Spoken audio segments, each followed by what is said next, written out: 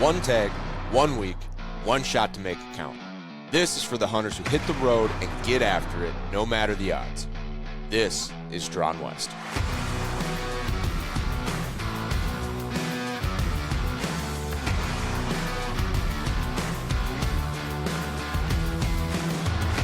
Today, we've got Jayden Miller from West Elk Precision on the call. Jayden and I would say, are new friends because we just did a podcast on the $2. You've been, we've been going back and forth about some hunting updates, and we talked about this on the $2 podcast. We were really focused on your business, Jayden, on that episode. I want to give a brief overview of what you do in this podcast as well, because I think it's going to lend itself to be like a credibility factor for the conversation that I'm really excited to have with you.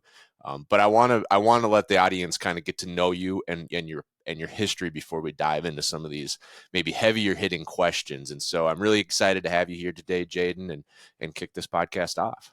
Yeah, no, I appreciate you having me, and I'm looking forward to it. It's going to be a fun podcast.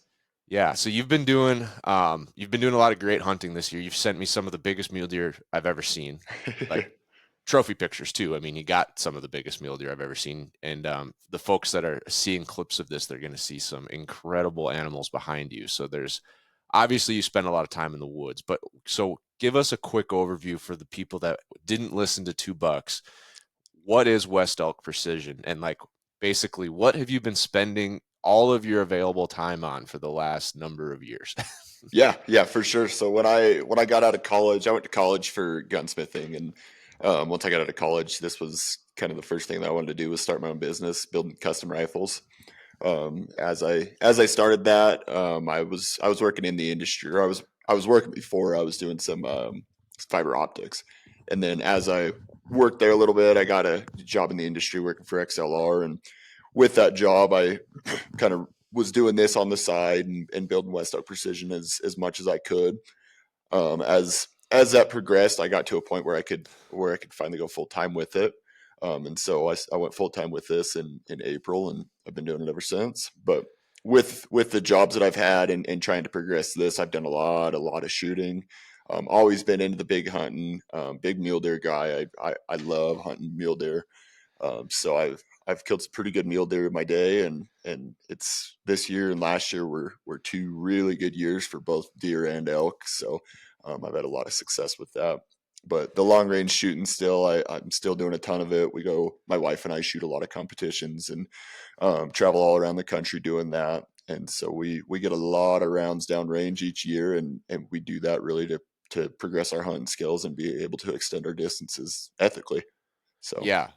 And so did you grow up in a family that was like a rifle family that, like, dad, grandpa, brothers, uncles, everyone like had a long range rifle, they all shot competitions? Or is this like, no, my dad like shoots a 30-06 lever action and he's never yeah, killed anything past 100 yards, and then I just decided I'm going down this rabbit hole? yeah, my grandpa, he shoots a 20-inch 300 Ultra. It's the most kicking rifle I've ever shot in my life. It's brutal to shoot.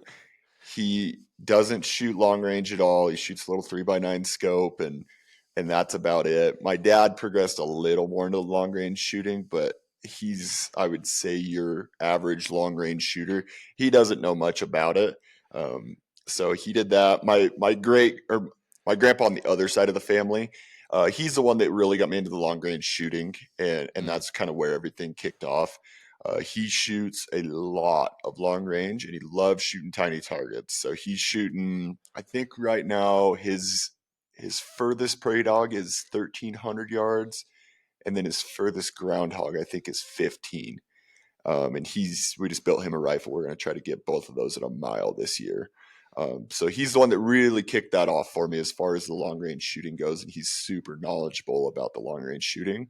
On the competition side, though, nobody in my family shoots competition, and I just kind of seen it as I needed. For me, I played a lot of sports in high school, and so I needed that competitive outlet whenever I got into or out of sports. And so it was kind of that competitive outlet, something that would progress the business, and something that was super fun. So it was really good for me. Okay, so you've been shooting long range for the better part of your life. Yeah. I started Right. shooting long range. I really took a deep dive into it in 2017. That was where Okay. everything really started. Still, I was just shooting a Remington Sendero, but I had a Night Force scope on there. Yeah. That was where it all kind of started for me. And then once I got into college, we did some reloading, and that's where everything kind of progressed for me. I'm one that a lot of guys get bashful about going into a competition and just being around guys that they might not be quite as knowledgeable as they think that they are, or they know that they're going to go in an environment where they're uncomfortable. I jump into stuff. I'm not afraid to just be like, hey, this is my first time. I have no idea what I'm doing, and I think that's really helped me a lot. Yeah.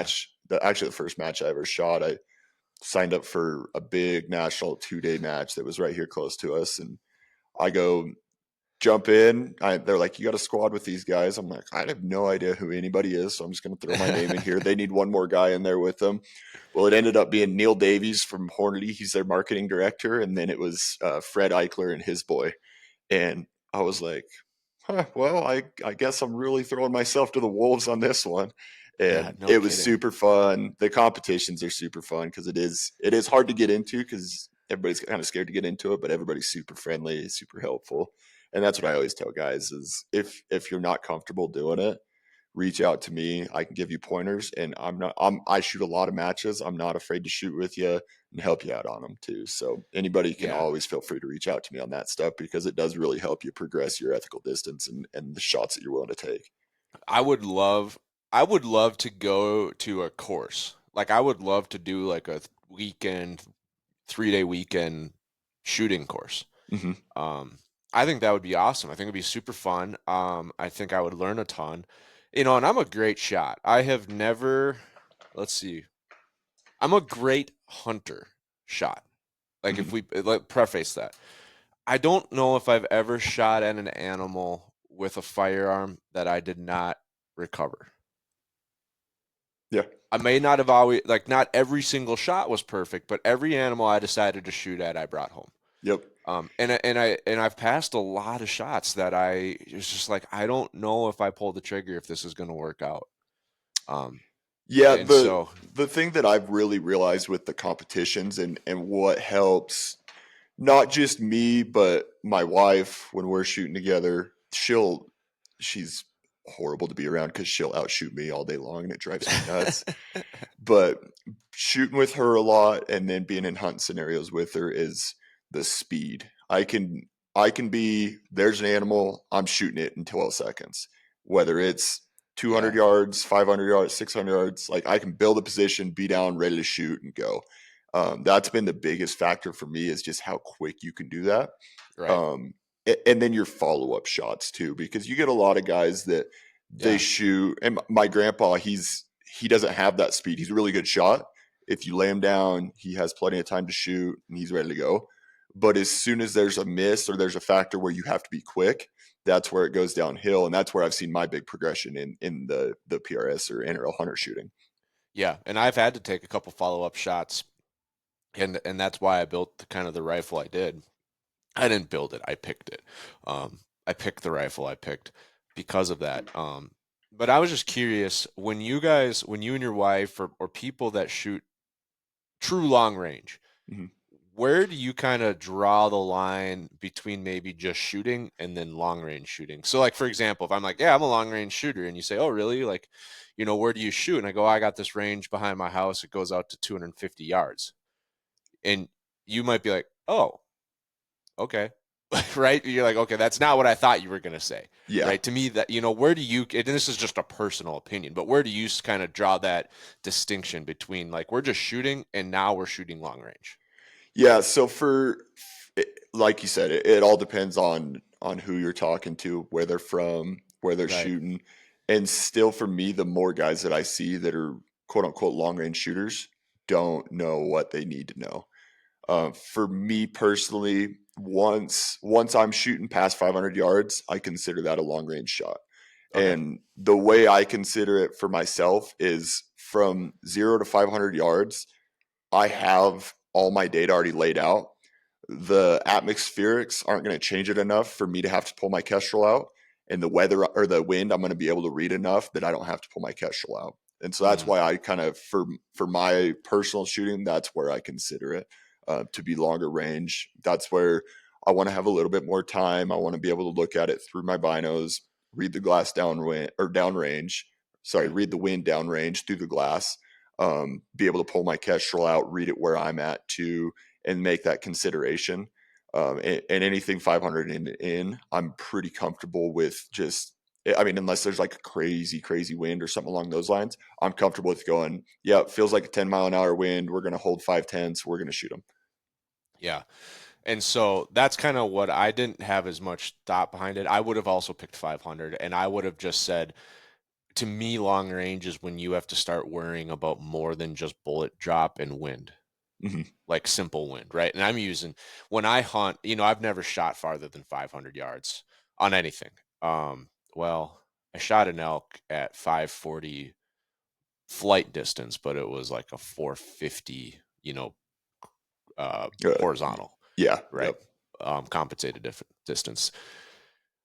And so I've never had to worry about anything like the Coriolis effect or, like, for example, one thing that I was just like, oh yeah, that makes sense, is like wind into your bullet spin or wind away from your bullet spin, right? Yep. Right? Like a wind from the right and left, when you're hunting, you count it as the same, Yep. left and right compensation. But at long range, if it's coming from the right, your bullet's going to climb. And if it's going Mm-hmm. from the left, your bullet's going to drop Mm-hmm. and go over. And things like that, that's where I'm like, when you have to start doing multiple variable analysis, right? That's where I kind of view it as long range. And I don't know where that became, where that line is for me. I shoot a 300 Win Mag at 180 grain bullet. So maybe I get another 100 yards before I really have to start worrying about that, versus someone like yourself that's shooting a 90 grain 6mm Creedmoor. Like, Yeah. all those factors are going to move that bullet more. Yep. Yeah. Well, and that's the thing, is that's why I like that 500-yard range, because, and that's where I laugh at guys, because there's, when we lay down and shoot, if I'm guiding a guy and we lay down to shoot and he's shooting at 500 yards, he sits down. All he thinks about is, I need to dial to this and I need to shoot. My brain's thinking, all right to left wind, we need to hold it or a less tenth, because that bullet's going to push it down. And it's not much that matters, but you want to make that fine shot where we're shooting prairie dogs or stuff like that, where it matters. So Yeah. I lay down, make that shot. I'm thinking about, all right, this wind's going to do this. I'm looking at the terrain. All right, there's a hill right there. We probably aren't going to get any wind right there. So maybe we back that wind down just a little bit, even though right here we have a 10-mile-an-hour wind. I know that, hey, if we lay down and we have something that's blocking that wind from our right to left Mm-hmm. in that first 100 yards, you automatically cut out any of that vertical dispersion you would get for that long range shot, because all of your vertical deviation that you get from the right or left wind happens within that first 100 yards. It doesn't happen downrange. Yeah. So stuff like that is all going through my head at once, and it's all because of the competition shooting. Yeah, that's interesting.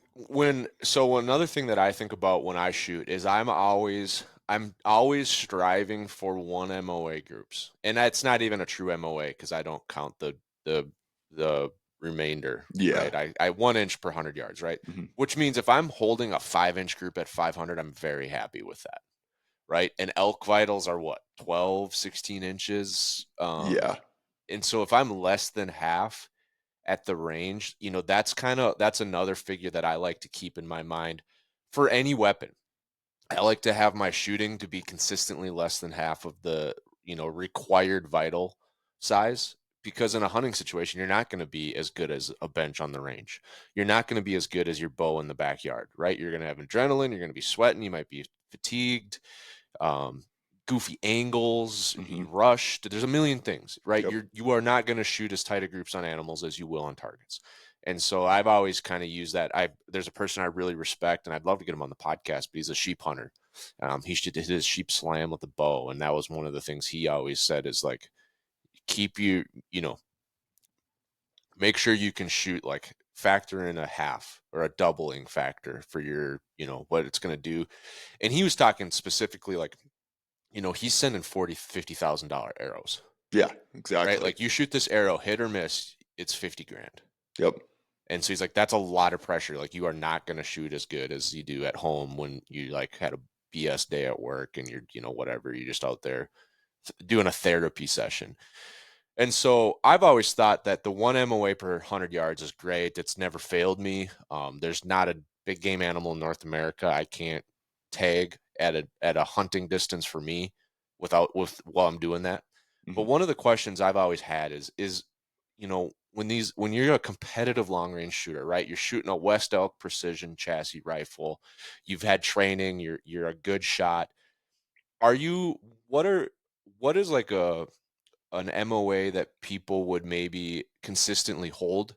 And does that actually spread out linearly with distance? Or do you get to a point where you're like, MOA doesn't really make sense anymore at 1,000 yards? Because I'm not shooting 10-inch groups at 1,000 yards. I'm shooting like, a 3-inch group at 500 to 1,000. Like, you know what I mean? Does that make sense? Does the Yeah, question make sense? yeah.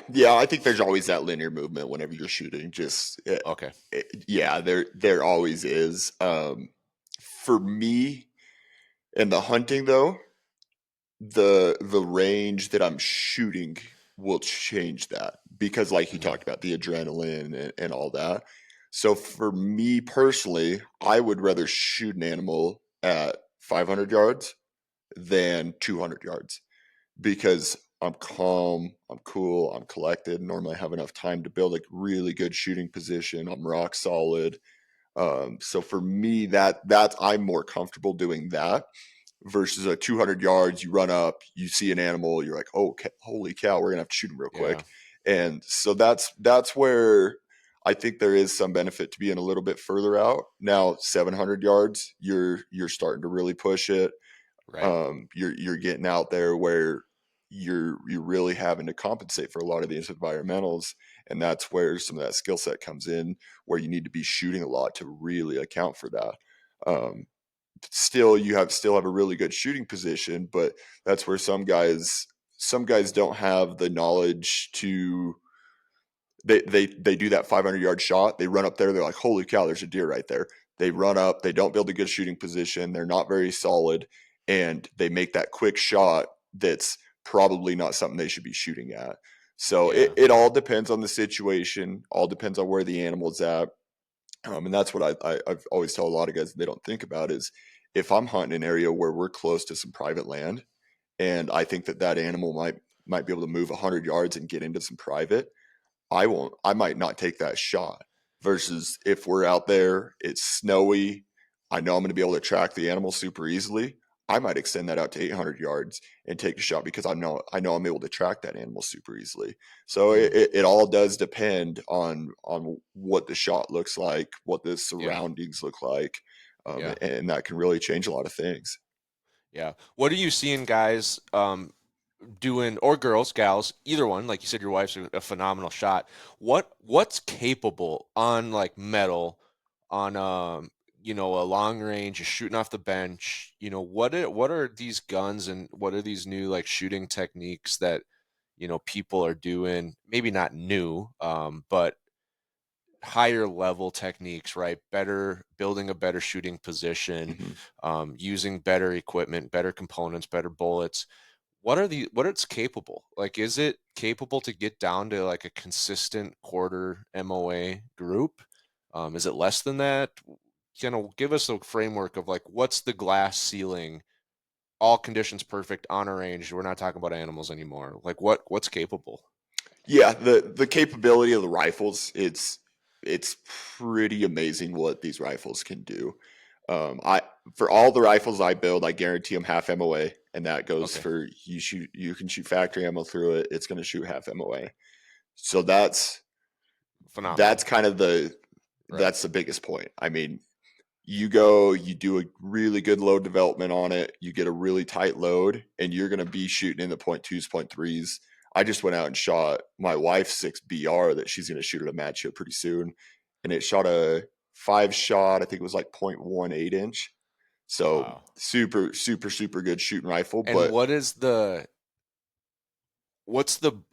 you said it's a 6 millimeter, right? yep, that one's a So six that's a millimeter, 0.255 projectile? 0.243. 243. The Yep. projectile for a 6. Oh yeah, I was thinking 6.5 is like that 2.5 something, right? Yeah, 6.5 is 264. Okay, so my math is way off. We've Yeah, but established that. that But that me- that measurement is middle of bullet to middle of bullet. right, So but you're basically like all of the bullets are or like in quotation marks in the same hole. yeah, pretty Like darn you're just close. making a bigger hole, Yep, a exactly. little So bit bigger hole. you shoot, and you're to shoot a .18-inch group, your next shot has to split. So that's the bullet hole. It has to split it in half, and it did that with Yeah. 5 of them. So And in what distances you're talking 100 yards then? yep, I just shot that one at 100 yards. I did a bunch of load development. I did that 6BR. I did a 6.5 Creed. I did a 6.5 PRC this week, and I was just doing a bunch of load development at 100 yards. But that transitions out to distance too. I mean, that Yeah, rifle, when we were shooting a different bullet out of it before, and that's why I was redoing that load development. But that interesting. rifle, I shot 3 or 4 3-shot groups at 800 yards that were 2 to 3 inches. Right. So So, but then that's okay. Quarter inch times 8 would be like 2. Right. Yeah. So basically the same. yep, Um, plus a fudge factor, right? Because it's 1.033 inches yeah, per I don't MOA. remember what the exact number is Why for it, can't but any yeah, of them just it's line right up? there. Like, I'm with you. I just do the 1 inch or 8 inches at 800 yards, or yeah. so what have you ever gotten into a range? So the last time we talked, I was in the midst of like anger and um frustration trying to dial in a long range muzzle loader. Hmm. And I got it figured out. I am just incredibly disappointed in the brand that I'm shooting that they even sell this gun, Yep. this barrel. The Hmm. other barrels apparently are fine. Everything I've heard from experts say that that's still the brand you want. Just this one SKU has an issue. Yeah. And it's CVA. I did a whole podcast on it. It's the 45 caliber bullet. Got it finally dialed in. I just don't think they should be expecting consumers to have to go through the work I do to get where I want to go. But I talked to a guy that made the custom projectiles, and he said, that muzzle loader is going to shoot phenomenal until you lose enough velocity. It's going to lose stability, right? It's a high ballistic muzzle loader bullet, but it's not a high ballistic projectile. Yep. And so he said when it goes through the sound barrier and becomes subsonic, it's going to basically start to wobble and spray. Hmm. And so, and that happened at my muzzleloader. It appeared to be about 300 yards. Okay. With rifles, though, and he said he said if you have enough stability, meaning a tuned spin rate on your projectile, probably a very aerodynamic projectile, he said you can go through the sound barrier and maintain your stability. Does that still affect rifles though? If you're shooting out far enough where you're starting to lose velocity, will they go from maybe 0 to, let's just say, X yards? You can maintain that half MOA.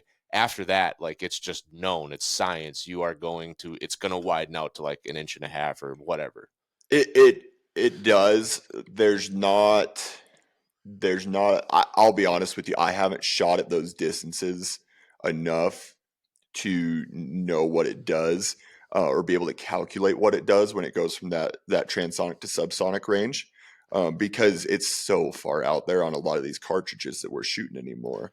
What So is it like post mile, like farther out than a mile? I know that 308, I think 308 is like 14 or 1500 yards. Yeah, Obviously, a lot of 308 this is like depends on what bullet you're not. shooting and everything. Does Um, anyone shoot the 308s anymore? Does anyone buy 308s anymore for long range shooting? Nobody should. That's what I'm saying. Like, people might still shoot them because they had them, right? And Yep. if you've spent 10 grand building your rifle, you're going to stick with it.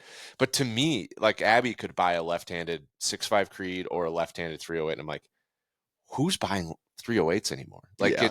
it's just there's just so much better technology in cartridges now. There is the 308, and that's the hardest part about all this long range talk and everything is guys call me and they're like, yeah, I want to shoot deer or elk at long range. I'm like, perfect. How far you want to shoot? I want to shoot 500 yards. I'm like, Okay, perfect. go buy any rifle on the market then. They're like, what cartridge should I go with? I'm like, any of them, dude. It Yeah. does not matter. Maybe not a 243. Yeah, you can go buy a 243 and you could do it just fine for pretty much anything, in my Well, for opinion. deer, for sure. But yeah, like you're like, well, I don't know, maybe a little bit bigger than a 243 if you're going to shoot elk at Yeah, 500. But probably. I would probably suggest something a little bigger, but you could right. probably do it. Yeah. So not quite the thing. Yeah. So like your 7 PRCs, your 300 PRCs, the 6.5 Creed, like those bullets, it's got to be well past a mile before It you just is. It is. I know when I was shooting my 7 mag a lot, I was running the 180 ELDM right at 3 grand, and I was like 2,100 yards before I was hitting subsonic. So yeah, it which is was. like you need an incredible optic to even see that. And Oh, it's so far I mean, out even there. like my 25 power scope, when you start getting out to like 500 yards, like things start looking pretty small, Oh right? yeah, Like that yeah, line, that crosshair starts looking pretty big. So at 2,100 yards, like you are covering the entire target unless you have like a 20-foot target. yeah, And you're yeah. just like saying like, yeah, it's about in the middle. I think this is about right. It gets small. It gets Yeah. small. Well, that's what I was Yeah. gonna say. I don't think I answered your last question very well about the what the rifles are capable of or anything, but it's in the right environment. The rifle, if you can put your bullet in the right spot, it's pretty incredible what these rifles can do at Yeah. 13, 14, 15, 1,600 yards, but it's all what you can do. Yeah. The rifles are they're the it's all human error. And, After that. Yeah. yeah. And like my grandpa, he shot, and he's not afraid to tell people, he shot a bull last year at 1,400 yards. He shot a bull this year at 1,300 yards. With that 20-inch or your other grandpa. But yeah, with my other grandpa. Oh, But I was gonna say with no, wow. not the ultra. No, Yeah. he doesn't Okay. reach past. Yeah, he doesn't reach past 200 yards. But he's shooting a 300 Norma improved. He shoots the 245 grain EOL at 30. I think 3080 is what he shoots, and he shoots on his ranch pretty much every day for the 2 weeks leading up to season at 12 to 1,500 yards. So he knows exactly what his dope's doing. There's hardly ever any wind up there when he's shooting, and he lays down, makes a solid rest, shoots a solid shot, and that's what he does. That's what he built that rifle for, Yeah. and it's very capable of doing it. And he hasn't lost an animal doing that yet. So it is Right. incredible to see what he can do and what that rifle, what the bullets can do at those speeds. For me though, I'm not going to shoot an animal that far because a lot of the places that I hunt, I don't have I don't have that those ballistics verified that finite to be able to go, Yeah. yep, we shot this far yesterday, we're perfect, we can do it. Yeah. And I think that leads into kind of the meat of when I'm planning hunts, I like to know what my odds of drawing the tags are so I can apply accordingly and have a better idea where I'll be hunting this fall. I like to go out west every year, and to do that means I've got to keep an eye on point creep and draw odds so I know which states Abby and I should be applying for so we have a tag in our pocket come fall. Our favorite way to see what the current draw odds for a unit are and how fast point creep is moving is by using the draw odds tool in the GOHUNT Insider service. We can look at any unit over multiple years to get an idea of how fast point creep is moving and what last year's draw odds were and get an idea of where we stand for this year's application. Draw odds is just one of the tools you'll get when you sign up for GOHUNT Insider that I use on every one of my hunts. Head over to GoHunt.com and check out Insider, and you'll see why it's my single favorite resource for Western hunting. And when you sign up, use the code DRAWNWEST, that's one word, DRAWNWEST, and they will give you $50 of free credit in the gear shop towards any gear you need for your next hunt. Go to GoHunt.com, get signed up, and you'll see you have way more opportunities than you realize. The conversation I wanted to have today. And, you know, this is not a long range hunting podcast. This is not a long range shooting podcast. Like the listeners of this podcast are our everyday hunters and fishermen, Yeah. right? They're just out there, and probably a lot, some of them might be very new. And I feel for people because if you're new to Western hunting, if you're new to rifles, if you're new to hunting in general, it can be darn confusing to know what should I do, right? Yeah. And a lot of new people, they just want to be told what to do. Mhm. What, like, there's, I know this is complicated. I know there's a million factors. Just simplify for it. Can I shoot this distance? Should I not shoot this distance? And there's so much information out on the web, right? You could go, for example, you just said how your grandpa shot an elk at 1,400 yards. And they're like, oh, Jesus, I didn't even know that was possible, right? Yeah. And then the next guy goes, if you shoot past 400, you're unethical. And then they're like, well, this last guy just shot an elk at 1,400. Like, clearly it works. And now you're telling me 400 is unethical. So now I don't know if I can trust either of you. Like, what, Hmm.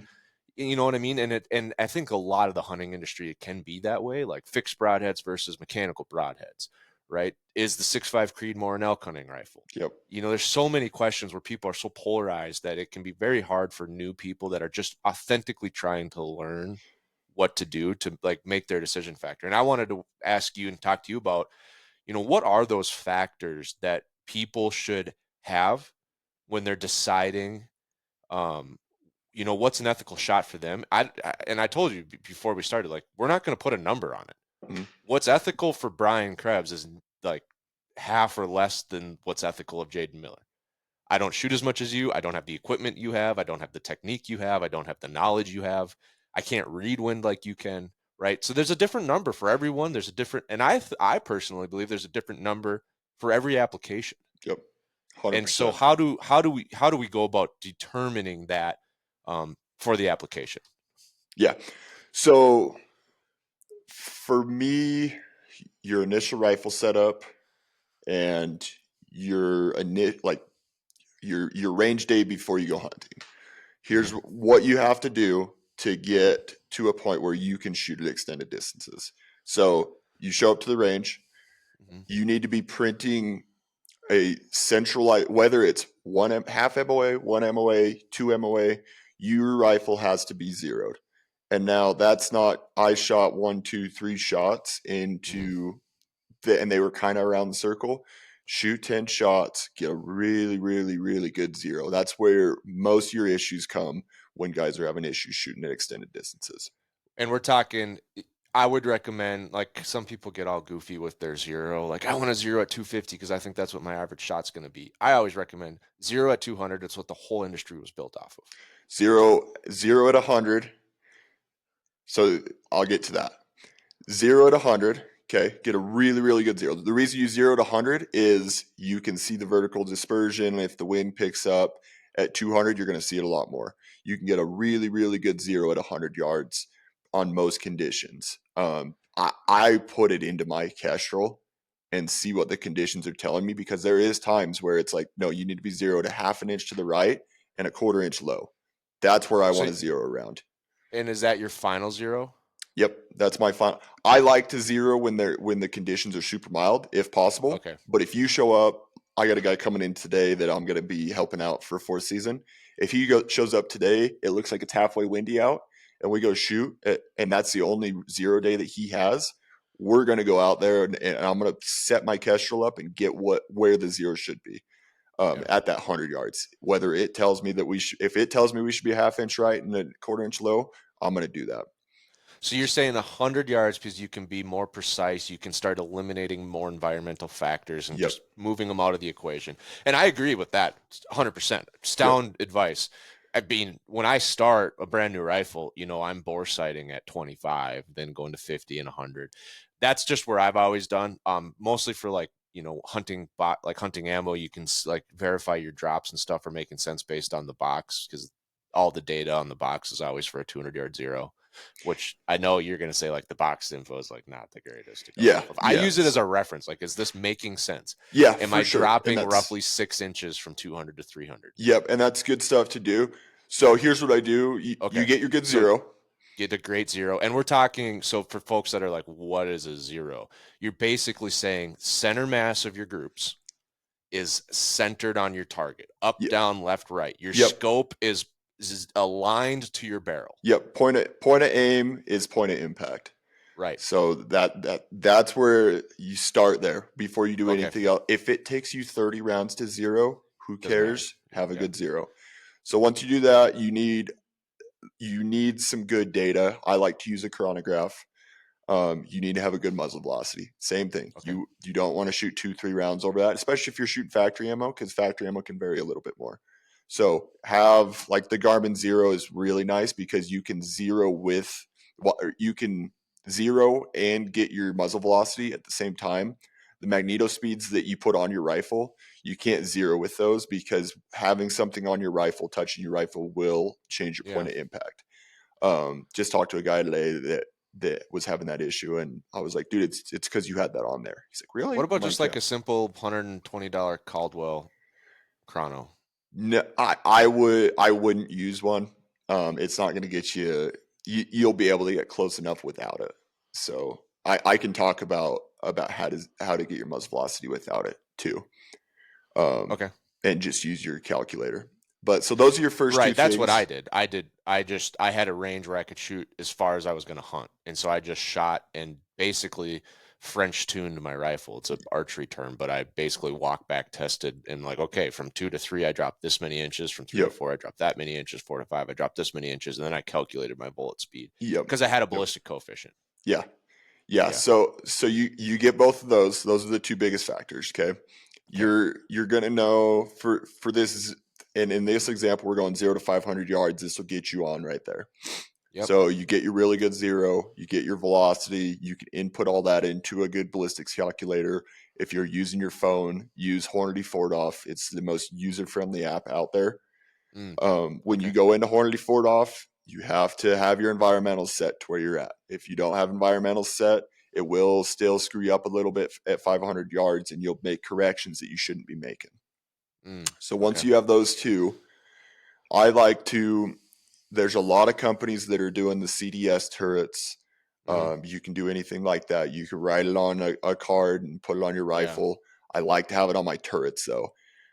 So what I actually do is I'll take Sharpie, a silver Sharpie, and I'll mark on my turrets 200 yards, 300 yards. I do 200, 300, 350, 400, 450, 500. And I just write it right on the turret for where it should be. Mm. I've just So got mine memorized, but yeah, that's the smarter way to do it. But you get into that intense situation and you forget it. And that's where I don't want to screw anybody up. I walk through the elk woods repeating my dope chart. And that's probably smart. With your I'm turret just though, it's way faster when it's up there than looking down at a dope card on the side of the rifle. Yeah. Well, my dope card's in my bino harness, so if I really need it, I can Yep. pull it out. And I've always kind of thought like if I need my dope chart, I can't rush that shot anyway. Yep. I can rush Exactly. a 150-yard shot, right? Exactly. I can't So, rush a 500-yard shot. yep, for sure. But you have that Okay. dope, or you have all your dope written down on your turret now. So you're zeroed at 100. You carried around dialed to 200. So now you're basically zeroed at Yeah. 200, but So you that have would assume people have a scope you can dial. Yep. Yeah, that is Right. correct. That is And correct. so I want to make sure we don't focus solely on like 500 and out, but just like I think the rules we're talking about apply to every hunter, every application, every rifle. Hmm. The fundamentals of how do you determine what's an ethical shot for you Yep. today on this animal. Yep. And so we're basically saying you need to start with making sure your gun is tuned Yep. and zeroed and sighted in, and you know what your bullets are doing, Yep. Yeah, right? and that's the zero is the biggest point. That's where a lot of guys screw up. Don't zero out of a lead sled. Right. Zero on bipod and a rear bag if that's how you're planning on shooting. Most guys right now I think are planning on shooting off bipod. Mm, Some guys are just going off tripods now, and if that's the case, put the tripod on, lay the tripod legs out, still get a rear bag because you're gonna be able to get a better zero that way. So that yeah. try to zero with how the rifle is going to react in the field, because if you zero on bags and then you go to a tripod, if you haven't shot a lot, your zero will be off just because of how that rifle reacts. um, Right. Which it's so, and I've heard that everyone says that, but then other people are like, I don't know, I've done it for years and haven't had any issue with the lead sled. And I did it my entire life until this year off lead sleds.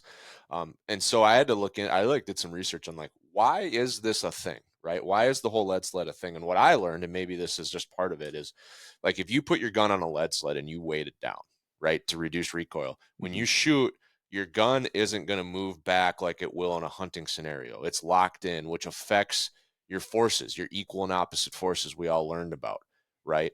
And so that's what I learned is like the biggest difference of why a lead sled can affect your zero is because you're impacting how it recoils, which is in turn going to impact how the bullet leaves. Yep, yep. And, And and so, your bullet's still in the barrel before right, your bullet's especially still in the barrel while it's recoiling. well, it's And instantaneous. Once the bullet starts moving forward, your gun starts moving backwards. Like yep, this is how energy works. I mean, yep. this is Newton's laws of physics. You might not feel it until the animal is hit with your bullet, right? Because our brains are slower, but it's going to happen. And so the biggest one is that. And so like everything scientifically can make a difference. But I was like, well, okay, shooting off a bag where I'm not really holding the rifle from recoiling versus shooting off a windowsill in my deer stand, yeah, it's technically different, but is it going to be noticeable for me at 200 yards? Probably Yeah. not. Yeah.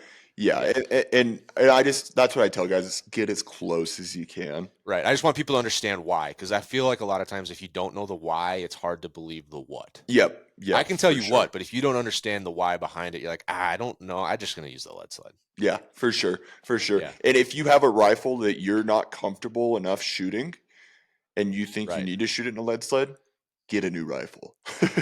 Yeah, get something. Put Get a something brake on it, smaller. put a suppressor on it, do something, right? Yeah, Because you're gonna get flinching when that elk's there too. Um, exactly. so we've got the gun dialed in.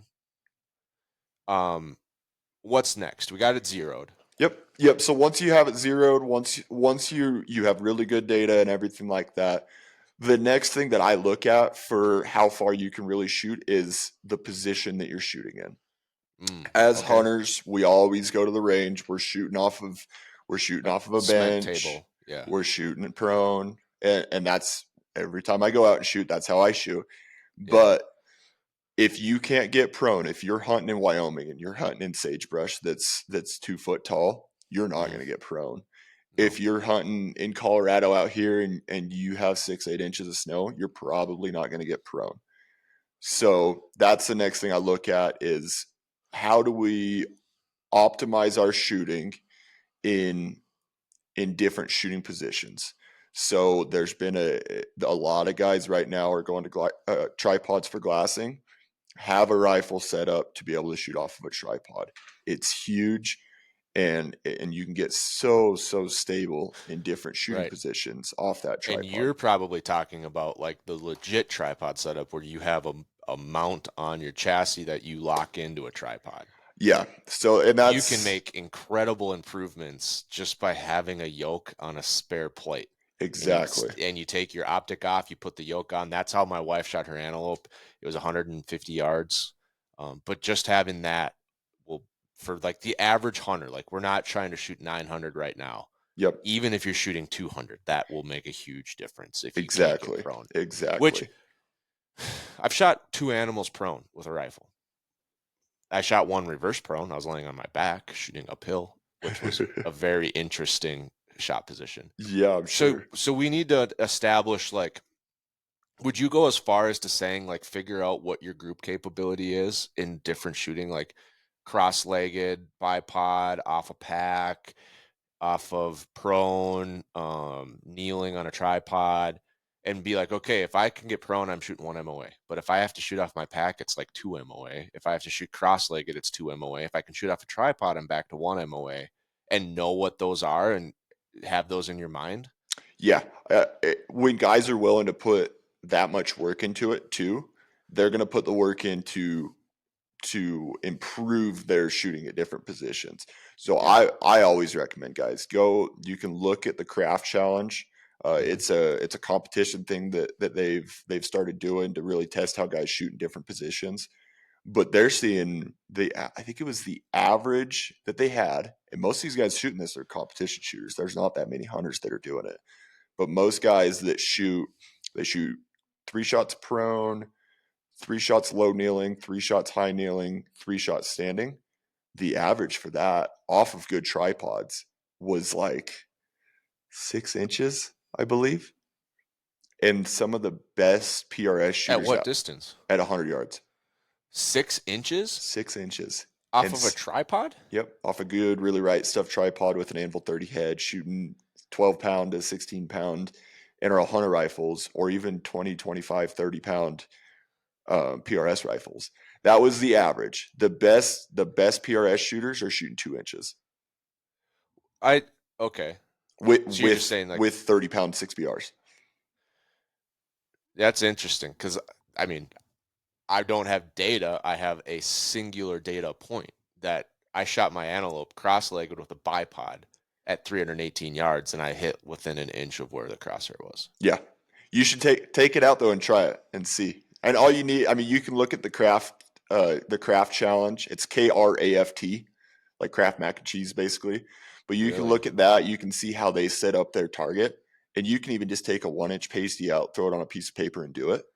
But you should take it out and see it, and see how well you actually shoot at 100 You're talking yards. a 6-inch group at 100 yards. hmm Custom I rifle, Anvil I 30 feel like I tripod. could beat that.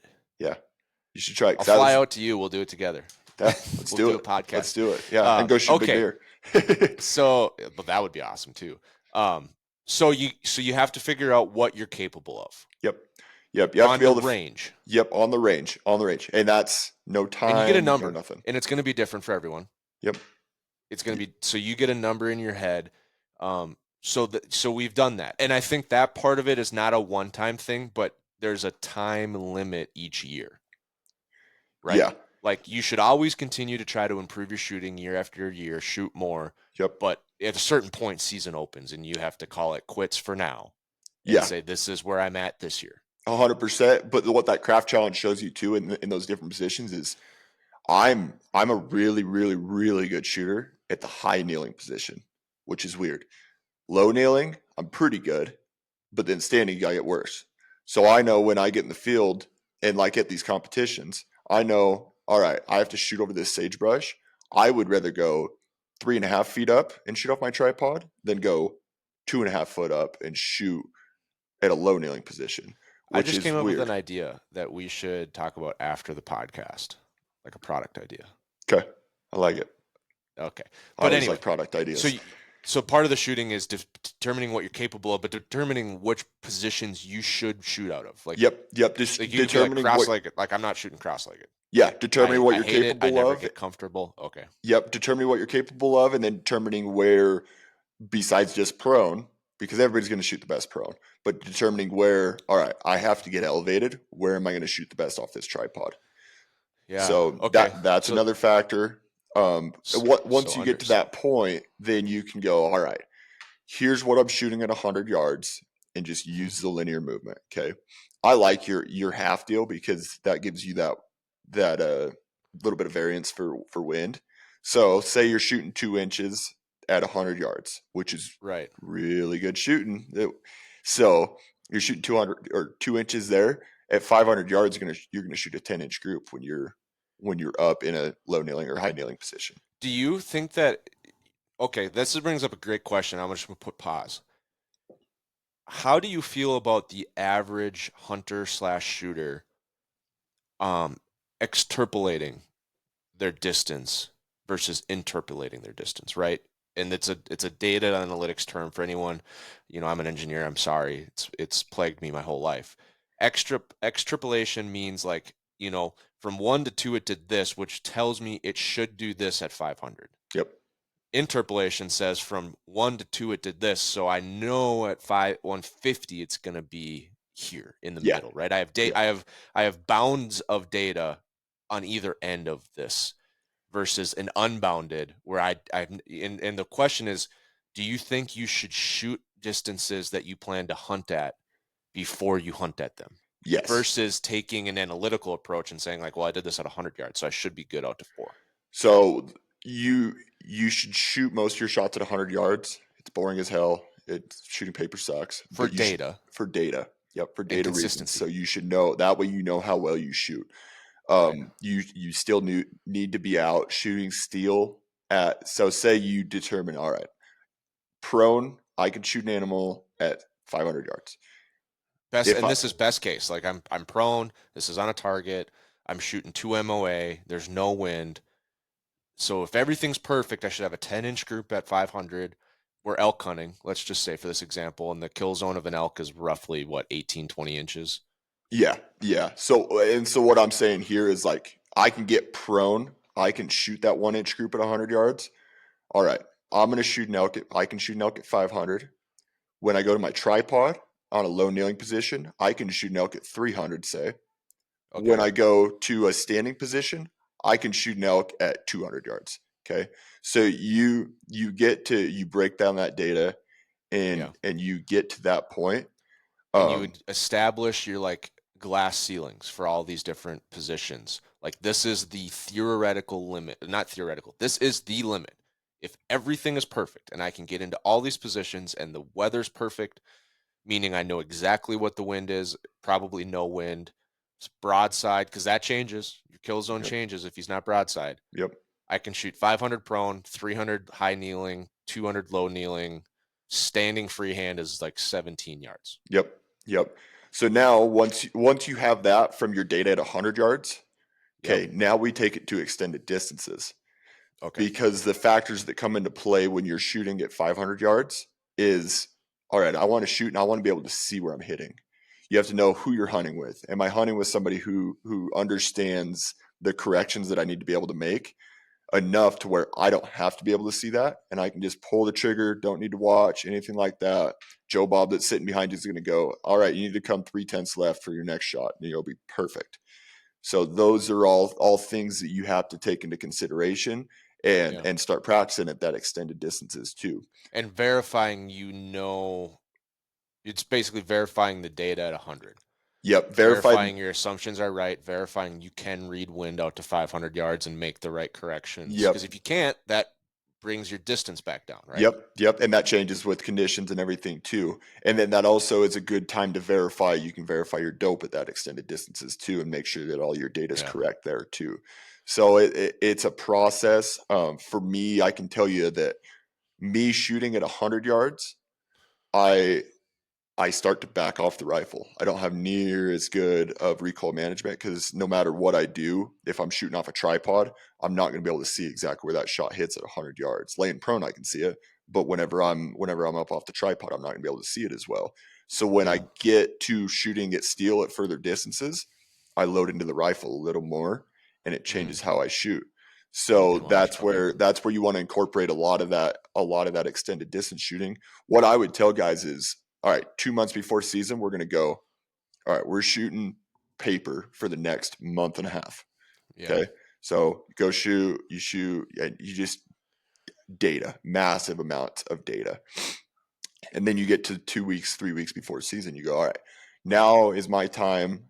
And so the good part about doing that data and that paper shooting is you're going to have a really good zero on your rifle at that point too, Hmm. because you've shot 200, 300, 400 rounds in the last month and a half. So now, all right, we're going to go extend distances out. We're going to shoot a long ways. And so we go out, we start doing that. Now you can verify all your dope. You can get to where you can start seeing the shots hit if you're not going to hunt with somebody else. You can really get to where you're seeing those minute details on those shots at that distance, and that'll really help you out whenever you get in the field. Yeah. So having a lot of data and a lot of practice Yep. is key. So now let's talk about a couple other factors that can change, right? Animal, the animal you're hunting, right? There's a biological difference between antelope and elk. Yep. The kill zone on an elk is about the size of an antelope, Yeah. right? Yeah. The kill zone on Exactly. an antelope is about the size of a prairie dog. Yep. Yep. So it changes, and that affects, like, just because you can shoot 500 yards on paper and 500 yards on elk doesn't mean antelope at 500 yards is a good idea, Yep. right? And so I think that affects the understanding of the animal you're going after, and that's kind of a math, like that's a one-time thing. um is he quartering away? That affects it. I mean, quartering away is kill zone changes size. I mean, in a way, Yeah. No. quartering away from you, quartering to you changes for sure, or that's important. But yeah, that affects it a little bit.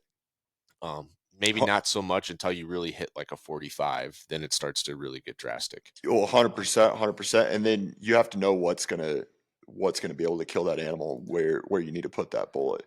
If I go out and I'm gonna hunt a coos deer, I know, and that's the hardest part for me if I'm hunting coos deer, I know if I put anything front shoulders to kill zone, that animal's going down.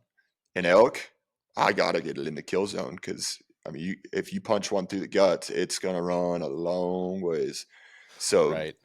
you have to be able to know that and just the energy that it's going to take to put that animal down too. Yeah. Interesting. And that's another factor. So the animal one's kind of a quick one. Like, are you shooting an antelope? Okay. 10-inch kill zone, whatever you can. My recommendation would be whatever you can hold a 5-inch group out to, right? Gives you that fudge factor, 5-6-inch group. Yep. If you can do that at 300 yards prone, then, green light to 300 yards if all the weather conditions are right. Yep. This episode is brought to you by Matthews Archery.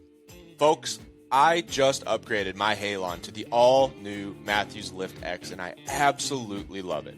I went with the 33-inch axle, which is a great fitting bow for anyone like me that's got a little bit longer draw length. And I also went with the 80-pound limbs this time because it gives me the flexibility whether I want to shoot it at 70 for whitetails in Target League, or if I want to bump that up to 75 or 80 the next time we go on an archery elk hunt for a little extra energy. And the one thing that I am still blown away by is how smooth this bow shoots. There's no hand vibration when it goes off. It's incredibly quiet, and it's an absolute tack driver. So if you're in the market for a new bow, head over to MatthewsInc.com and check out the new Lift X, either the 29.5 or the 33, depending on what you're looking for. And you're going to see why I've been loving my new Lift X. Then we talk about weather conditions.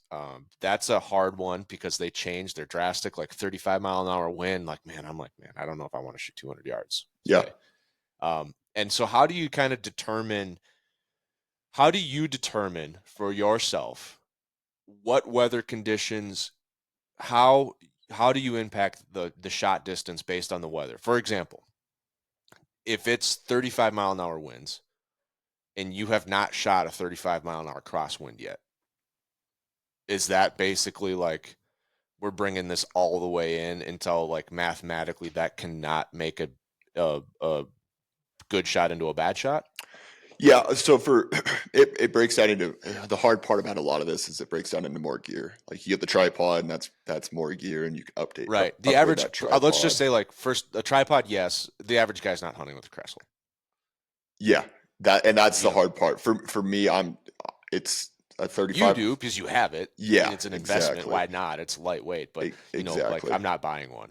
Yeah, and there are smaller wind meters and stuff like that really do help out too. That you can like plug into your phone, and if you're planning on shooting at extended distances, that's stuff that you need to consider having. Well, not even extended distances. Like a 30-mile-an-hour wind when I'm antelope hunting, that will impact my shot at 300 yards. Oh, enough for sure. where it need. You know what I mean? Like it doesn't even have to be an extended distance. Just like when you have, does it come down to weather conditions you don't have a lot of data and confidence in? Like, for example, mathematically, if you knew the exact wind, like God told you, it's 34.5 miles an hour at 92 degrees. Yep.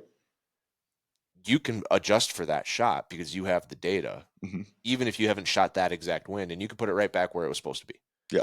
Yep. But most people can't because they don't have the data. They don't know the exact wind. They don't have the experience and the confidence, right? Because they haven't shot that scenario. Yep. A lot of people do shoot 10, 15 miles an hour. They're comfortable. They know what's going to happen. And maybe we can stay with our like maximum, distance, the 300-yard shot on an antelope. Yeah. When does it come to you where you're like, okay, I can no longer do this. I can no longer shoot as far as I have to reduce my limit, right? It's like driving. Like the speed limit's 70, but in a whiteout, no one's going 70. Yeah. Yeah. Well, so for me is different than if I was guiding a client. So I shouldn't even say guiding a client. If I'm standing back and because if you're guiding a client, you could dial his scope and say, exactly. Right. If I'm for standing someone back that's just an average hunter, yeah. If I'm standing back and I can't talk to anybody and they have to make a 500-yard shot, say in a 30-mile-an-hour wind, it comes down. I would recommend doing the math before you even get out there, and it's what is going if you're going by that half rule and you're shooting an elk. what is going to move that bullet 5 inches at 500 yards? So which is like not much wind. it's yeah, that's what I was going to say. I mean, you're going to it's like be, 5 miles an hour.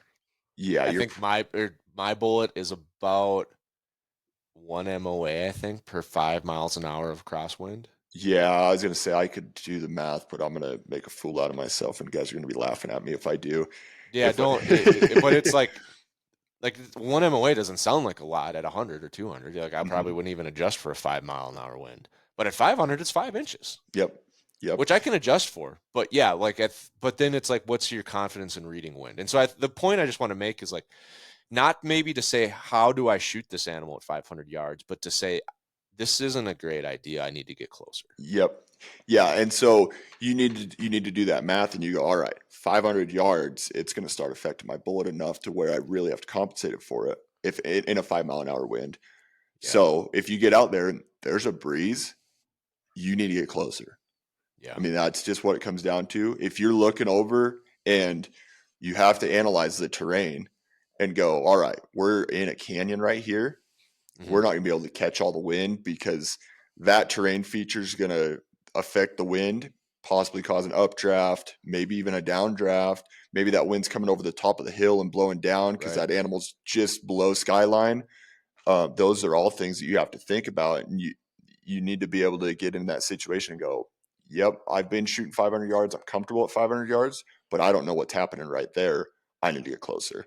Yeah, and it's a hard thing, I think, for a lot of people to admit to themselves, especially if Mhm. you're hunting with a group of buddies, right? Because people aren't perfect. There's going to be one buddy that's like, ah, come on, just shoot him, Yeah, right? And yep, it's like, no, it's uh, hard. It can be hard. You're in the heat of the moment. You're excited. It's a big animal. Maybe you can't get any closer. I've been in that position. I've yep, been brushed out on a mule deer. It's like I can't get any closer than 498. I'm laying prone. He's bedded. He's not moving. I'm gonna shoot. I shot. We talked about this on a different podcast. I missed, clean miss, but I tracked my bullet and I was like, okay, right there. I didn't make the right correction, but I measured it with. I shoot first focal plane. I think everyone in the world should shoot first focal plane. I think they should stop making second and focal planes for any scopes with a higher magnification than 9. It's a yeah, bold statement. yeah, I'm just saying. yeah. I could So I argue with measured that, them. but I dialed it. I put it right through the heart mhm, because I know what my groups were. I just didn't read the wind right. yep, And it's like now I know the wind, right? Now I know what's going to happen. I have the best data is the shot before in this exact scenario. a hundred So I, percent. I went ahead with the shot. Somebody might write in and say, I wouldn't have done that. You Yeah, missed the first shot. You clearly didn't know what you were doing. And they have a valid point. yeah. They really do. I missed. Well, and that's so that elk hunt that I did this year. There was 23 shots that killed 5 bulls right around us. Yeah. You told me that on the last podcast. Just Yep. the And spray and pray method. and some guys shot him at 400 yards. Some guys shot him at 900 yards. And I'm like, you have to, as hunters, we have to know our ethical range and have all Mm-hmm. that data. But you have to have the willpower to go, I just don't think I can make that shot. And I don't want that animal to lay there for an hour and wait for me to get over there and shoot him again at 100 yards, which is what we've Yeah. seen on one guy. And I'm Yeah. like, and everybody's a little different. I mean, everybody's different, and it's hard because if it's legal, I mean, it is what it is. But for me personally, I don't want to shoot an animal and be like, yeah, I'm going to shoot him again and shoot him again and shoot him again and shoot him again. And I'm like, nope, I just get closer. Guys have been Yeah. killing stuff with bows for how many years? You can get closer. Couple thousand. Yeah. Yeah, exactly. Yeah, I think that's the key is when in doubt, when you're tracking a deer in the whitetail woods, a common phrase is when in doubt, back out. Yep. I think for this, it's like when in doubt, get closer. Yep. Yep. And Right. you just To a have to point, and I have. want to hit on that because you made a great point earlier, but there's one question I want to get to kind of finish out this decision criteria Yep. on how to determine what's ethical for you, for your setup, for your animal in your situation in the field, right? And it'll change for everyone. No one's going to be the same. Um, how do we incorporate caliber and cartridge? Because there is, I think, that's probably the biggest genre of arguments within rifle hunting. Yeah, and I'm the one that stews it up most of the time. Well, Yes, and well, no, I did not to point at you, but just to say, like, yeah, there's a lot of information, a lot of conflicting information. I think that's one of the things that trips people up a lot, especially when they're new. Is like, I'm buying a rifle, I want to go out western hunting. What should I buy? Someone said the 30-06 is the best. The next guy said it's terrible.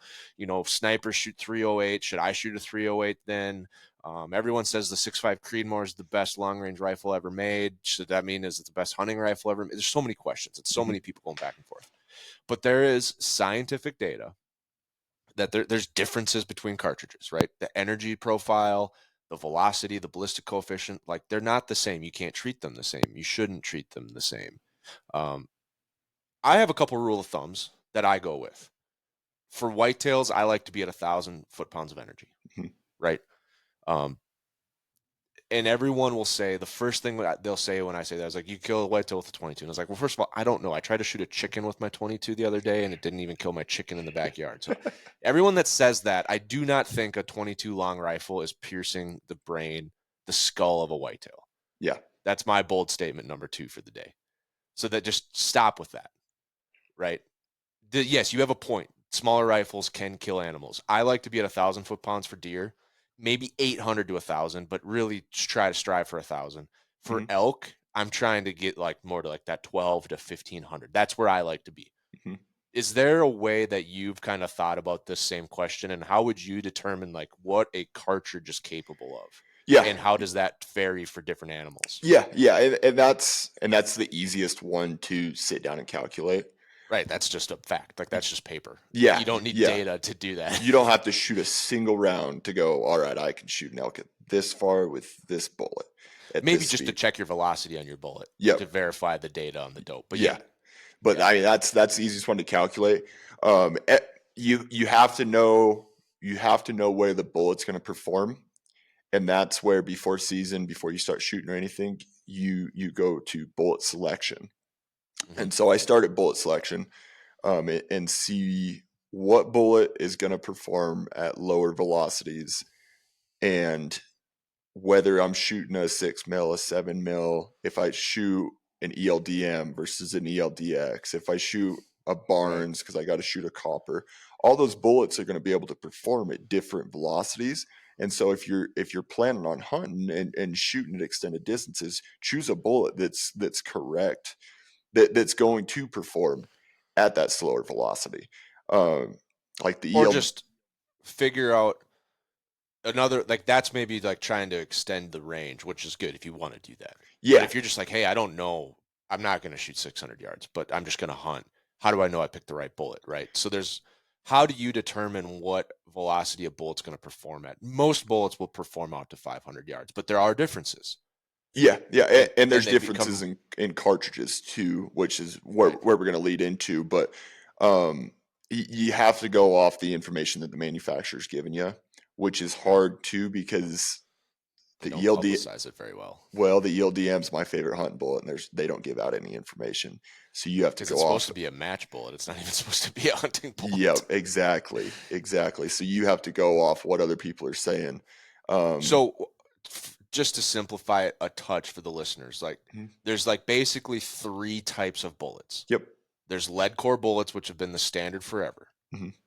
for like the 100 years. Yep. Lead core bullets, copper jacketed lead core. They expand and fragment down to the lowest velocities, right? Because it's the softest bullet.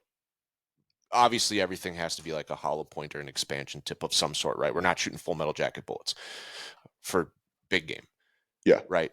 Then you have like a partition, like a Nosler partition, where it's still technically a lead core, but they put a copper wall to keep the back half of the bullet from fragmenting.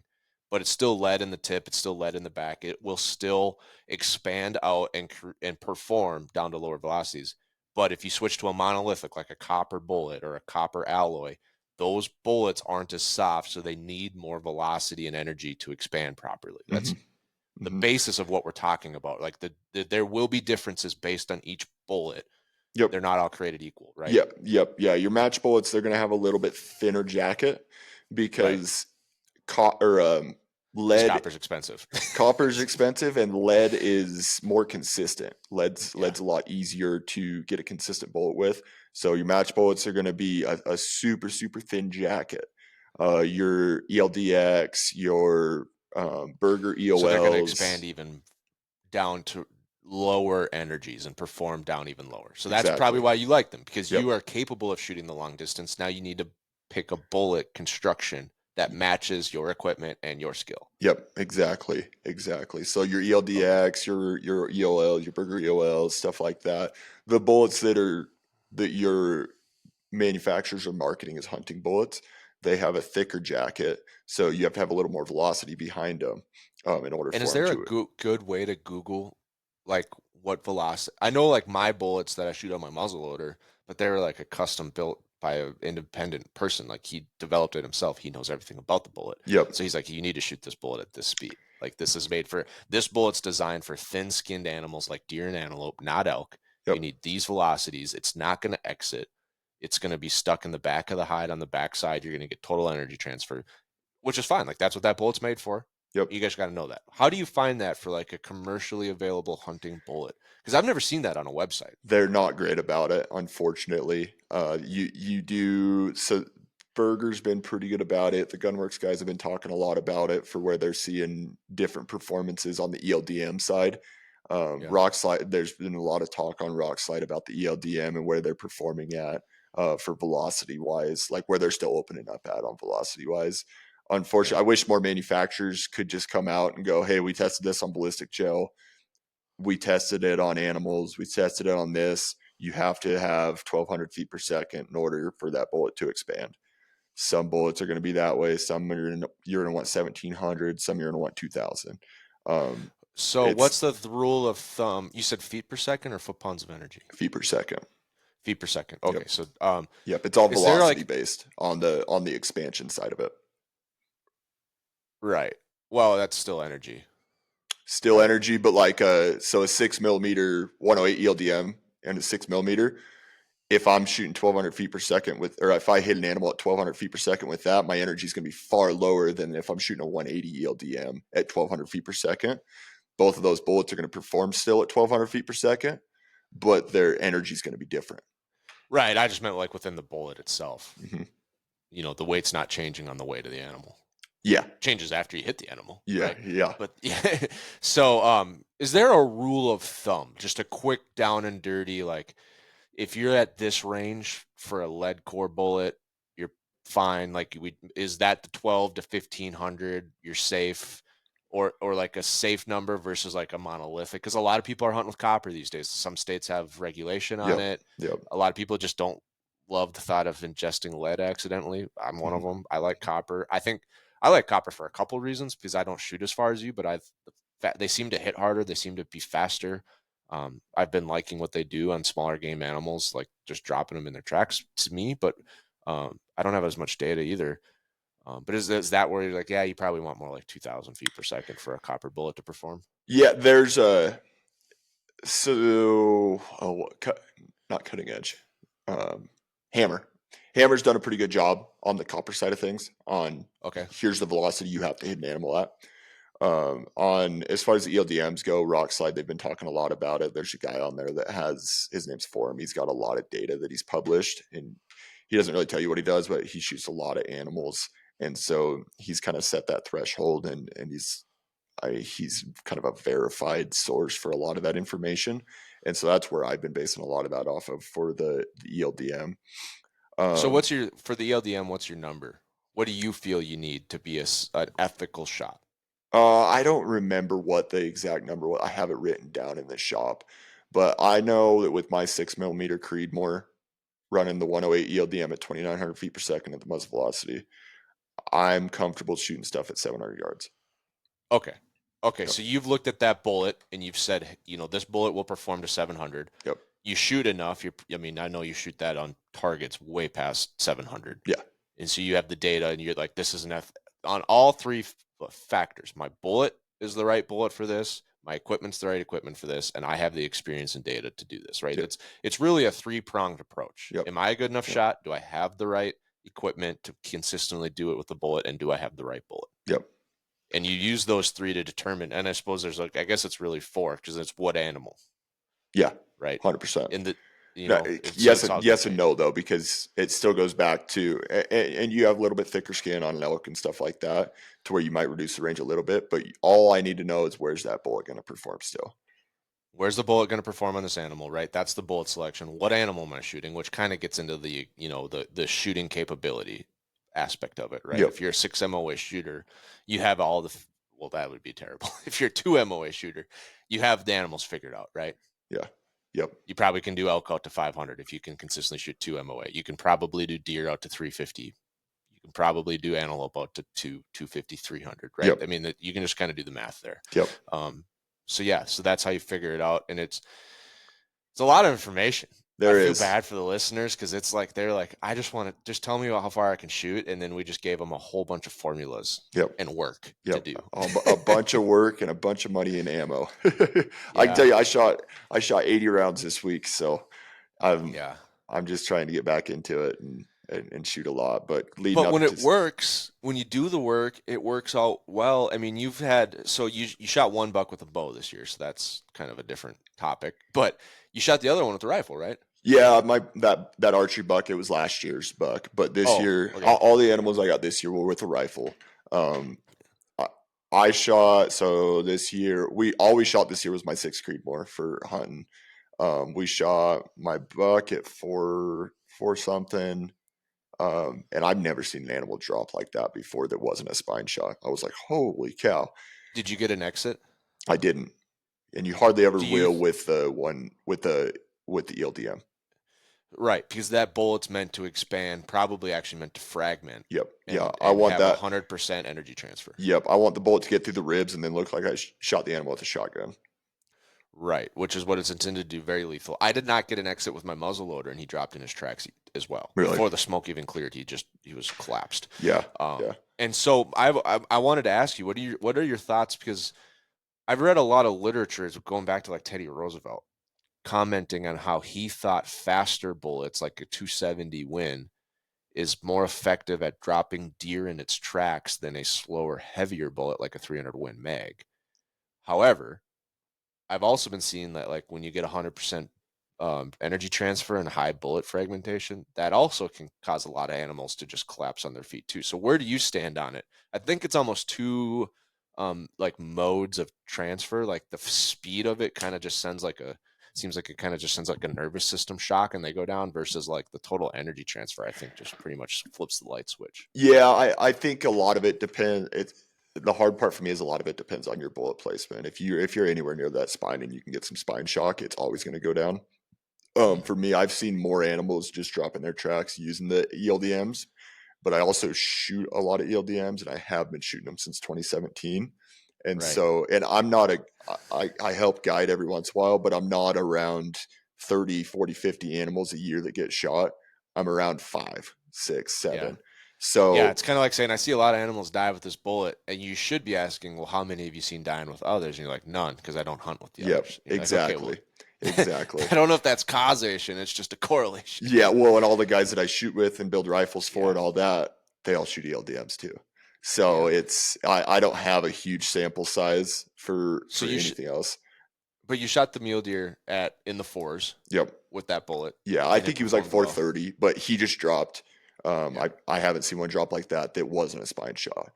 We shot a mountain goat at I think it was right around that 4 mark. Same thing. Dropped her. We shot my bull. He didn't drop. I put 3 in him. And first one, he's just standing there hunched up. I shoot super quick, so I just keep sending them. Um, but we put 3 in there on him, and that bullet performed really well when we opened him up. There was so yeah, let's dive into this one because you shot your bull at how far again? 760.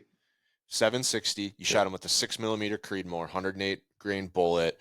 Um, and so right off the bat, if I looked at those numbers and I've never met you, I'd be like, oof, that seems crazy. Yeah, Facebook Right. said And that I a think a lot lot. of people would say that. Like that bullet seems light, the Mhm. caliber seems small, the distance is way out there. Yep. A lot of people I feel like would be like, ooh, that's No, I for don't know if sure. I would have done that. But Uh, now I talk to you I mean, we've spent 3 hours probably talking, and I understand like the experience, the education, the knowledge, the confidence, the data you have behind that bullet. You're like, I know what's going to happen, and it's, this bullet's going to perform. It's going to land where I want it to. All these things. Yep. And so that's basically like what we're talking about. Like, there's no one number for everyone. There's no blanket statement you can put on this topic.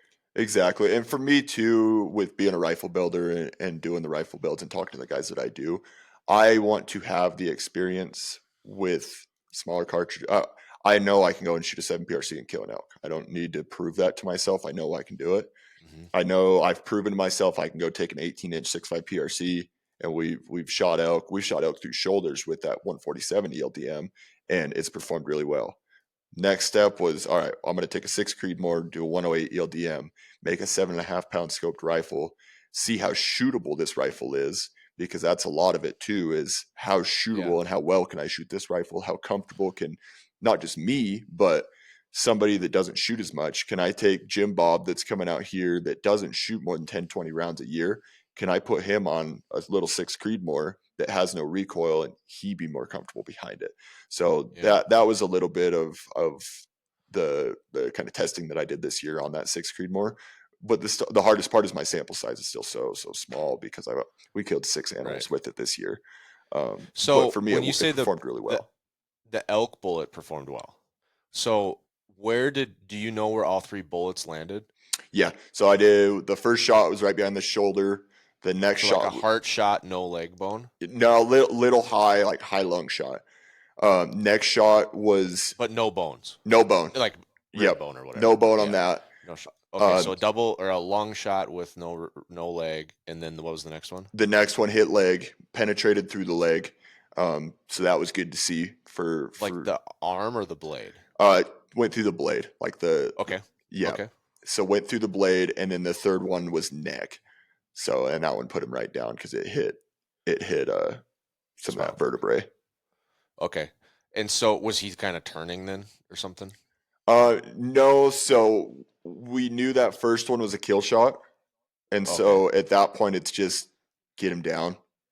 Oh, okay. I mean, so you were call me soft, but I want to get him down, and I don't need him standing there. I'm all for it. Yeah. I'm all for it. Okay. And so when you say performed well, then based on those shots, so the double lung didn't exit, but it went in. Like, what was your like average penetration of all the fragments, and did you get to like the second lung? Like, could you say it was a double lung? Yeah, we got to the far side of that lung. On the one that went through the leg, we got to the vitals, but we couldn't find anything on that far side, like where it had penetrated through the ribs. So couldn't see anything there, which I would expect, and that's fine with me, because once you get through hide, ribs, all that, everything's fragile in there. So as long as I get through that, I'm carrying enough energy where I can really punch some blood you out. You spend a lot of energy going through the shoulder blade, and so that's going to be harder. To get penetration. I mean, talk to an archery hunter; they know all about that. Exactly. Stay away from that blade.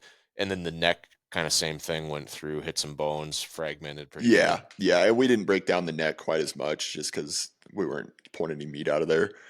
But I that one could have even passed through, because it was just under the vertebrae. And it's so hard to see in that dark fur. Long fur. The only reason that we knew it was there was because we had phone scope footage of him. Yeah. And so everyone, I think, would say, like, hey, if you put bullets through both lungs, like, that's a good ethical shot. Yeah. Right? Yeah. Which is like, oh, okay, 760, 6mm Creed, 108 grain bullet, but I put holes in both lungs. Right? So then it's like, oh, I guess that did work. Now, not to say that we recommend everyone go buy a 6mm Creed, start hunting elk at 800 yards. That's what I was going to say, is I haven't recommended a 6 Creedmoor to anybody. I have 2 customers that I'm building them for. elk. For elk, deer, I would recommend it. For deer, if you're like, I need a kid's deer rifle, perfect. 6 Creedmoor, just a 400-yard rifle, perfect. But I don't still, the customers that call me, I'm still like, dude, go with 6.5 PRC. You'll love it. You get good factory ammo for it, and it's reliable, super reliable. For me, it was just more of a testing process, and it worked really well. And I'm going to continue using it because it's so handy to carry around. Yeah. Okay, so there's like a lot of factors that you did the math, you figured out your range. Where was 760 on the like the scale? Was that like pretty much at 100% of where you were willing to shoot? Yeah, it was a little over. It was a Okay. little over. We were on a cliff, and I couldn't get down off of it to get any Yeah. closer without it being a 4 or 5 hour adventure. Yeah. And there were people on both sides of him. And so I was like, this is as close as I'm going to be able to get. Right. Which is, I believe to a point, and this is where I wanted to circle back to actually previously I mentioned. So I do believe to a point you should try to get closer if you can, right? That in scenario for you couldn't get any closer. The Yep. mule deer for me, like I came over a ridge, it was like turf length grass, like mowed, it was a drought. He was bedded, open valley. He was already looking at me. He was asleep. I said I was going to crawl until he wakes up. And I did. I crawled every 10 yards. I got back on him. His eye was open again. He was looking right at me. I'm like, all right, this is as far as I can get. Yep. Um, Looking back, he was already injured, so I probably could have pushed it a little bit. He had a broken back leg from someone else. Oh, really? So that's where I shot 498. But I do believe if you can, you should get closer to a point. Now, you mentioned something earlier where that starts to not be beneficial. And Hmm. and one of the things we realized antelope hunting in Wyoming this year is like my wife really wanted that 100 to 200 yard shot, right? She didn't, 200 was her limit. It was first year with this rifle, first year rifle hunting. We drew that limit for her at 200 yards. She drew it on herself. And I was just like, yeah, I think that's a good idea. Well, where we were hunting, it was a lot of times we could get to 400, 500 easy on antelope. Um, but then the terrain, a lot of times it was like 80 yards before we could get on them again. There'd be a ridge, right? And it's like, that's too tight. We can't get in. They were busting us before we could get set up. I mean, it was like too tight. And that's where, for the antelope hunt, I was like, for her, it's like 150 seems to be the sweet spot. If we Hmm. can get a setup where we can get to 150, maybe 200, maybe 100, but that starts to get like a herd of bedded antelope at 100 yards. It's a lot of expert eyes. Yep. And so you can't build that perfect hide. You can't build that perfect shooting position. And so I was like, there's a point where it's not helpful. For me, I was like, I want to shoot 250. Yeah. Like I want to sneak in, and I could shoot to I think 350 was the limit for me on antelope. I passed a monster at 400. I'm really happy in the moment. I was using the all-in adapter, which I think is 100% better than phone scope, by the way. Um, Good, because I'm about to get one, so I'll have to try it out oh, then. and Nathan's a phenomenal person too. We had him on the podcast, but you'll love it. You'll absolutely love it. I had one at 400 on the all in, and I'm like, he doesn't look that big, and I don't want to shoot 400 anyway. And he's across two rivers, which the two rivers thing we had to do anyway. Um, Looking back, that was the monster that we were seeing. I just, for whatever reason, the angles didn't look right. And then when I look back, I'm like, oh, that was a monster. Like, I'm glad I didn't know it because I probably would have convinced myself to try to take the shot. That's the hard part Um, is, yeah, you get a big animal out there and tensions start yeah, rising. You're like, yeah, I think I can do it. that is the hard part. And so, yeah, I think there's a lot to be said for sneaking in and taking a shot on an animal that doesn't know you're there. And at some point that gets incredibly hard to do if you're too close. Yep. And every animal's different. Every scenario, every setup's different. Like an elk in an open valley, he's going to know you're there as soon as he gets within eyesight. Yeah. Well, and that's the thing is people get jacked up. I get stupid when animals get close to us. Like bad enough, I scared a bull off a couple years ago because I was breathing so hard. My buddy's like, "Dude, you got to cool it." He was only like 20 yards away, but I get jacked up. So for me, it's a lot easier for me to shoot animals if I can get up there. I can sit there and watch them for at least 10 Yeah. minutes and then Yeah. take a shot. And Yeah. like that bull, we sat there and watched him for 4 hours. So by the time he got up, I still have that adrenaline going, but I'm not just jazzed to where I'm going to make a Yeah. bad shot. And so that's where I really like it, like being just a little bit further out. Yeah. Well, for you, I mean, 300 yards is like a 20-yard bow shot for me, right? Like this is like when you pull the trigger, you're like, I know what's going to happen, Yeah, right? yeah, So if you're like, yeah, I sneak into 300 yards on an elk that has no idea I'm there, I'd rather do that than 50, yeah, right? yep. Because the 50-yard elk's going to know I'm there pretty fast. Mm-hmm, I'd have no time. mm-hmm. And I'm the same way. I like to not be rushed. I like to take my time. I probably wouldn't watch them any longer than I have to, Yeah, right? yeah, Like I didn't wait on that mule deer. I was like, all right, I'm here, I'm steady. And a thing that I actually forgot to mention, but I think is very important to mention, we do all this prep work. We do the load development. We pick our bullet based on performance, where we think we're going to shoot, our shooting skills. We test those. We test our positions, everything. In the moment of truth, I think there's still a place where you have to decide, am I steady as I thought I was going to be in Mm-hmm. this position? Mm-hmm. And there's two, our antelope hunt had two scenarios of that. So my wife, she saw a buck run across the road. We tried to pop out of the truck. That didn't quite work. He kind of got spooked, took off, and then trotted down into a cut. So I was like, all right, let's park the truck, get the tripod, everything. We ran after him, right? We ran up 150 yards. He's coming up the backside. We freeze. We get set up. She's, Yep. up and down, breathing heavy. I'm like, are you on him? Yeah. Are you steady? And she's like, no, I'm not steady. I'm like, all right, let's just take a minute. Let's just breathe. He was kind of, I don't know what was up with him. He didn't really care where you're there. 150 yards open line of sight to an antelope's pretty close, Yeah. but he just didn't care. I think he was a little injured. And so we took 30 seconds and she just breathed. I think dry firing can be great if you're in that scenario. We were locked and loaded, so I'm not going to tell her to unload and dry fire at 150 yards. Yeah. But Yeah. that 30 seconds was huge. And then she said, okay, now I'm steady. And I'm Yep. like, great, shoot him. Boom, shoots him. I knew right away she smoked him. She shot at 6.5 Creed, but it was quartering away. And that entry hole was like 5 inches wide because Yeah. she hit like 3 ribs on the way in that all exploded. And so that he was done. It didn't just He bounce went like, off like people say. no, apparently not. I don't know. Ben Denimani's just wrong on that. Yeah. Yeah. I've heard it from a few um, guys. no. And so she did the right thing. Mm-hmm. With mine at 318, I was shooting because we had to do that sagebrush. Like you said, flat elevation, flat shot, like 6 feet of willow in between us, down a little bit. So I had to get up. I shot my bipod fully extended, cross-legged, but then I was and I couldn't get steady because I didn't have the rear support. Yep. And so then I started adjusting my bipod legs down, and so I could start crunching down lower and lower and lower until I could get both of my elbows on my knees and my other hand behind on the butt of my rifle. And Mm-hmm. that's when I finally got my crosshairs to tighten up.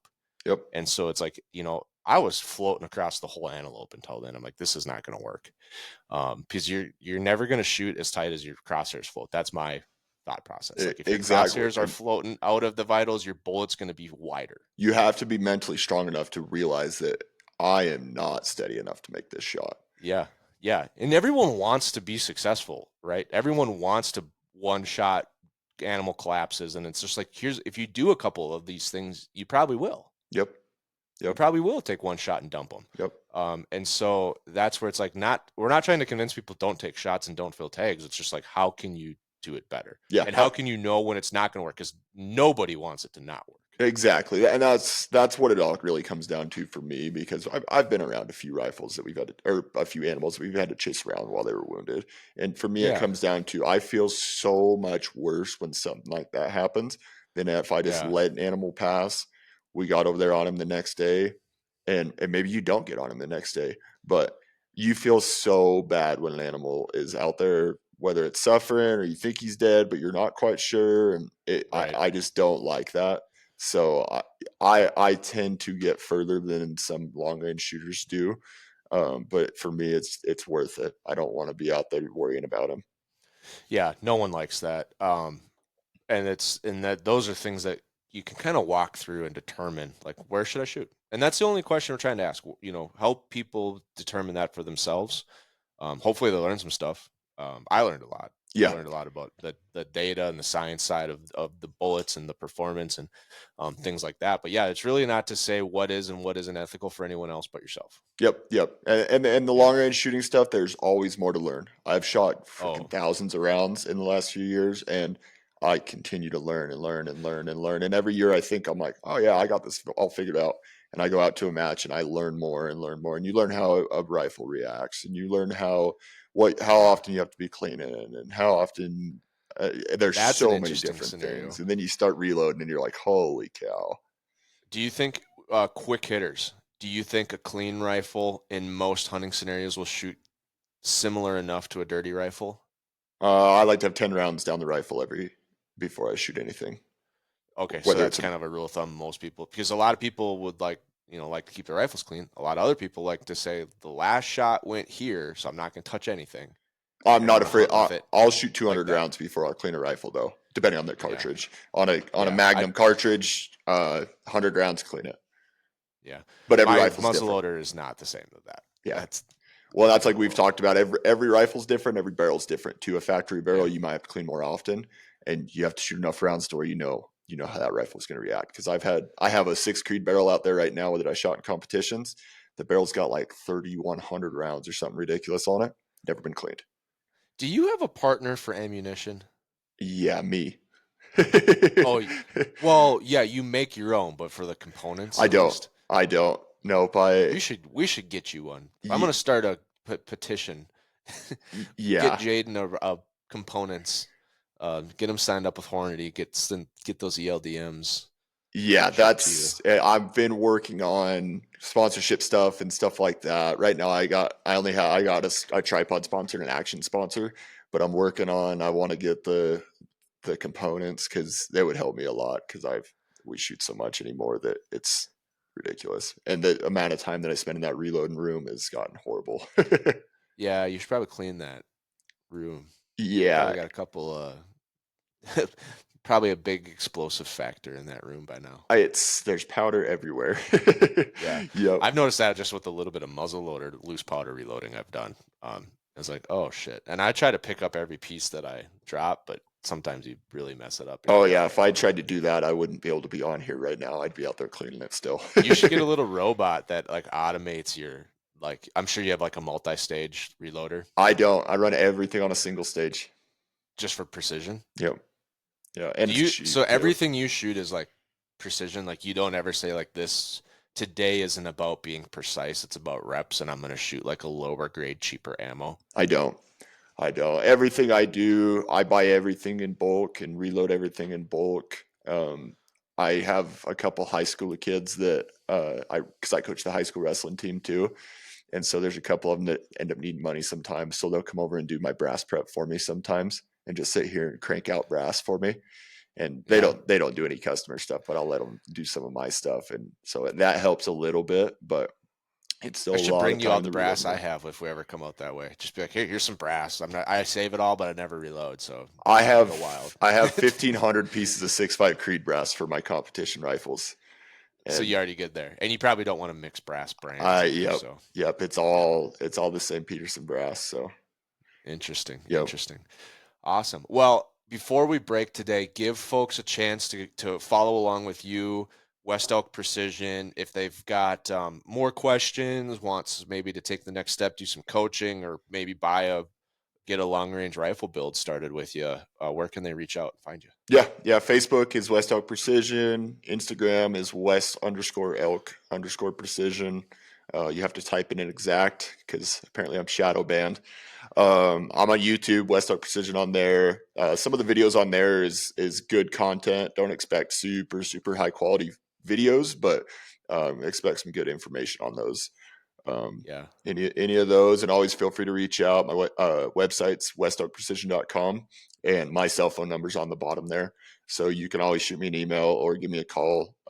Any questions you have, I'm here to answer them. I still haven't had too many people reach out about shooting stuff like that, but always feel free to reach out if you're at some hunt and you're having issues. Just call me. I'll any time of the day, pretty much. Don't call me at 10 o'clock at night, please. But any time of the day, on weekends, stuff like that. That's my cell phone number. So give me a call, text me, anything like that, and I'm more than happy to answer questions. Awesome. And we'll put some of the links down below for folks so they can just scroll down in the show notes and click on the links for the website and the social media. But hey man, appreciate you coming on the pod, talking some heavier hitter questions. And I'm excited to keep following your mule deer because that's next on my list as a nice mule deer. And nice for me is like the ones that you look at and be like, if he's still alive in 4 years, I'll get concerned. Yeah, I get a little carried away on the mule deer sometimes. We passed up a And is 195. it? Yeah, I'm not doing that. I'll Yeah, shoot the I passed up a 195. Yep. 195 buck a couple years ago, and the guy that was with me The was like, biggest "You're mule deer stupid." I've ever shot, it's in the other room, is a 131 3x3, Yeah, I which is the killed. biggest mule deer I've ever seen on public land hunting mule deer. Yeah, my last 3 years, I killed a 205, I killed a 225, and I'm at 210 this year. And is that all in state for you? All in state. All I do is hunt Colorado. I'm gonna Yeah. venture out a little bit this year. I'm gonna hunt that OTC Arizona tag, but All We're those are thinking in of state. doing Colorado mule deer next year, me and Abby, and I would be tickled pink with a 164 by 4. Like that would be, if I see one, I'll probably shoot before then. I'll probably shoot a 154 by 4. But Yeah. yeah, I would. There's a lot of room between what's possible and where I would start shooting, and Abby would probably be even lower than that, to be honest. I wish I was that way too. It would make me a lot more successful. But Well, you put it in perspective though, like I've never, whitetails, I'm incredibly picky. yeah, But that's because I have private land. We manage. I like watching them year after year. Once I shoot a few of those 160s, I'll probably start, getting up there too. But yep, it's hard because you have all year, right? Or not all year. You have a lot of time to scout, but you probably still have the same amount of hunting days. For us, it's like I can't scout. I don't have all time in the world. I have literally 5 days, yeah, and maybe I get out there a couple days early to scout. And that's the problem of the hmm Midwestern Western hunter. Like you got 7 days to get this done, and yep. That's the hardest it's hard to part. be picky. I always tell people I spot more mule deer 2 days before season than I ever do in season. So get out. Yeah, I would rather come out here 2 days before season and use that time to find your deer than have the whole season to hunt. yeah, awesome. Well, that's what I do too, because Colorado seasons are so short. It's ridiculous. Oh yeah, yeah. We're getting ready to go hunt 4th season and it's 5 days. Yeah, all of the seasons are 5 days, aren't they? Oh, we have some 7 and 10 days, but I Oh, believe 1st and 4th are 5 days. Second is 10, and third is 7. yeah, and then archery is like 15 or something like that. Yeah, archery's like 25 normally. Okay. Yep. Awesome. Cool. Well, once again, thanks for being here, Jayden, and thank you for